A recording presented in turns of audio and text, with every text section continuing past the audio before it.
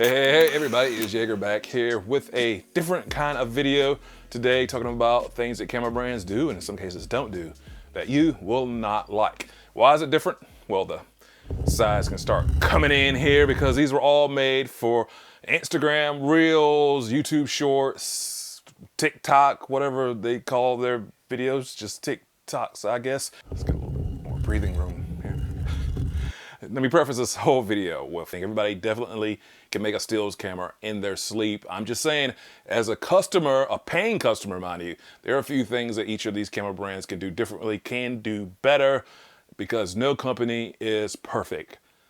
Perfect, because I can't even say perfect. No company on the planet is perfect. Starting with what Sony cameras do that you won't like. Did you just get a camera in January and come June, there's a brand new model? Wouldn't it be nice if those firmware updates came with some of those newer features? That's just not happening. And the A7 IV has breathing compensation for video and lenses, where the A7S III, the flagship video camera, does not have those features, which definitely are possible via firmware update. And where's open gate and de-squeezing anamorphic lenses while I'm on the topic? What Nikon cameras don't do that you won't like.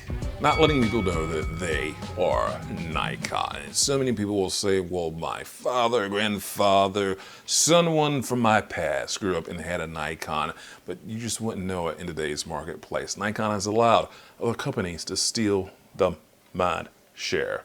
And why in the world does that matter? Well, it can help get brand visibility up, and when you get more Nikons to market, when you go to get resell, flip for other gear with Nikon, knowing that it's a readily used system can actually decrease the price of some used pieces of gear to a point. See, people have to actually know that Nikon is still around for someone to go from my granddad had a Nikon to I have a Nikon.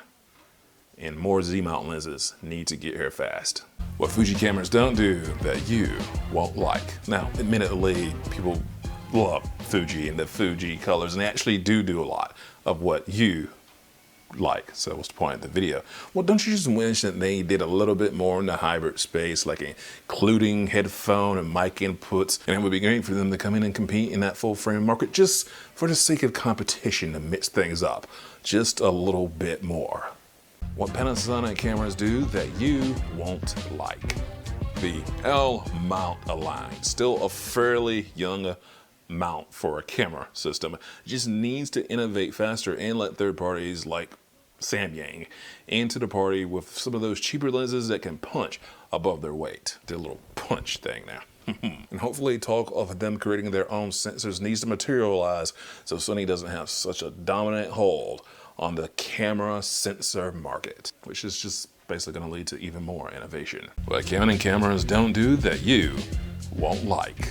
Not allowing third-party lens makers to support the RF lens mount, a still very young lens mount in the age of lens mounts youthfulness. It's a problem because what third parties can do is simply fill a focal length, a millimeter length that the first party Canon just doesn't get around to or just isn't interested in filling.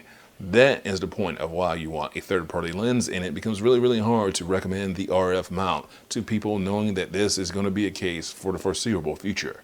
Now I want to hear from you. Please leave a comment respectfully down in the comment section below. And if you like this kind of independent video making, it really does help me out if you swing by YeagerShots.com, pick up some photography themed apparel. One of the shirts just reads photographer, so you get your camera, go out in public, get your business card and a Cash App, hang around a fancy restaurant, maybe you can snap some photos, do all that respectfully, or good old-fashioned tips in the tip jar works link below. It's called Buy Me a Coffee. I'm actually changed mine to Buy Me a Shot. I thought that was a little bit more appropriate for the channel, and dollar donations are much appreciated. And there is the free route that is also super duper ridiculously appreciated. Liking the video, sharing it amongst photo enthusiasts or camera enthusiasts or other camera friends, people may be new to the camera world. This video can help them out too. In the good old fashioned hitting that like button and subscribing. It's never miss a shot from YeagerShots.com.